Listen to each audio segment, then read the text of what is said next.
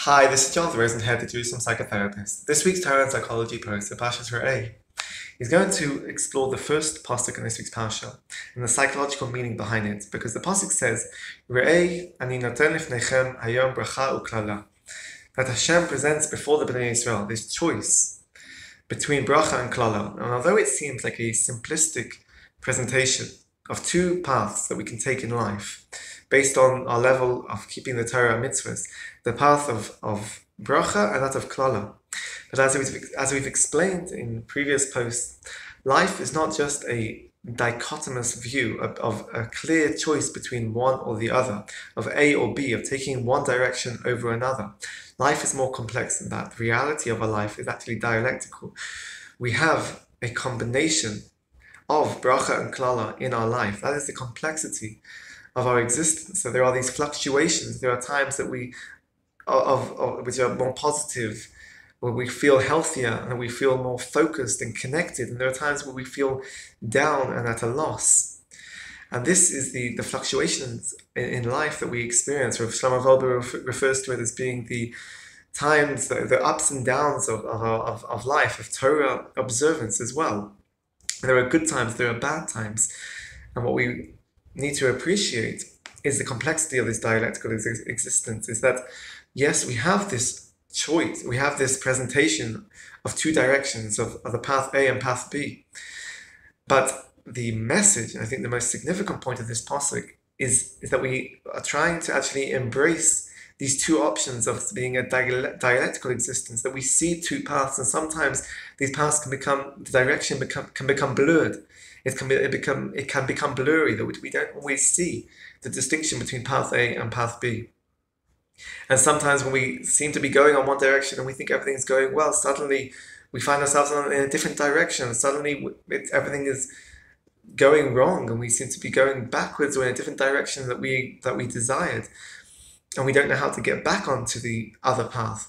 This is the nature of our existence. This is the challenge of our existence.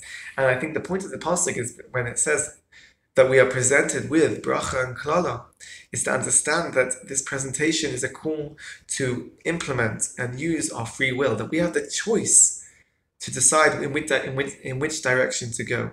That choice is not an easy choice, although it's presented in a simplistic way of bracha and klala. But we know that there is complexity in our life. Things become blurred and things become difficult to see clarity in times of hardships and difficulties.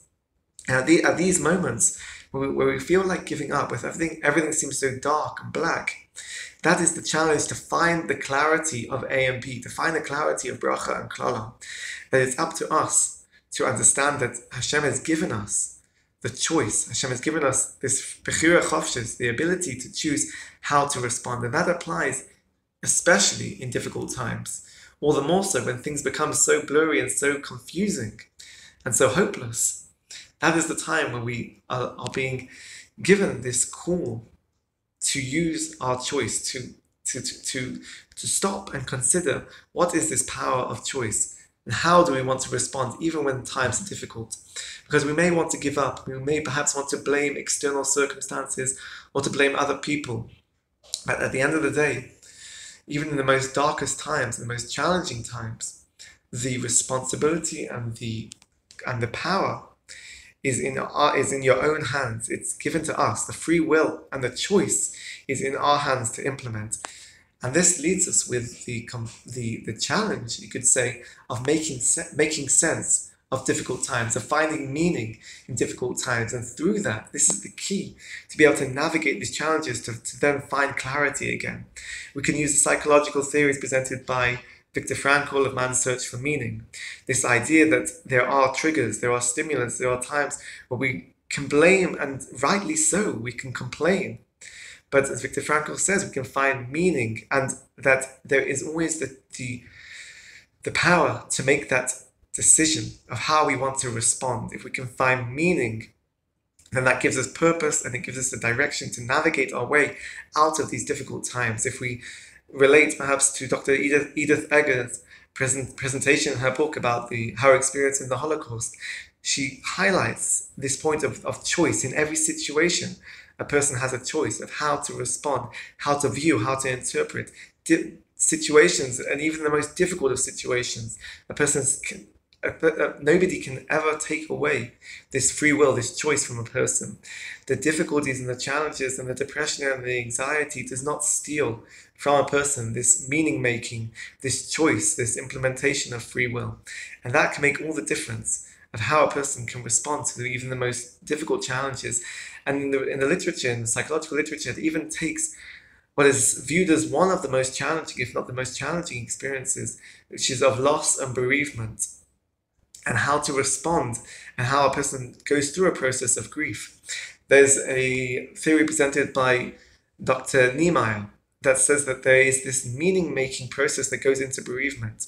There's this the construction of meaning that helps a person to make sense even in times of loss and bereavement, which can rip up a person's world if they lose a child, if they lose a loved one in tragic, traumatic circumstances. It seems that it's so tragic and so traumatic that there's no way of making sense.